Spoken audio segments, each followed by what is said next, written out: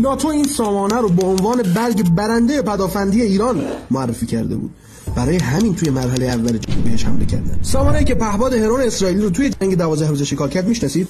سامانه مجید. این سامانه پدافندی کوتاه‌برد ساخته کامل بچه‌های وزارت دفاع ایرانه. بدون رادار کار میکنه. یعنی هدف رو فقط با دوربین حرارتی در شب و مسافتیاب لیزری در روز کشف میکنه. متحرک و تاکتیکیه و روی وانت ارس 2 که اونم طراحی بچه‌های ایران سوار میشه.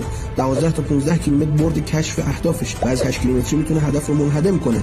ارتفاع موثرش از 20 متر تا 6 کیلومتر. هدفگیری سامانه مجید بدون ارسال سیگنال انجام میشه. یعنی پرنده دشمن هیچ وقت نمیفهمه که روش قفل شده. اما سوال مهم اینه که این سامانه توی 12 روزه کجا بود؟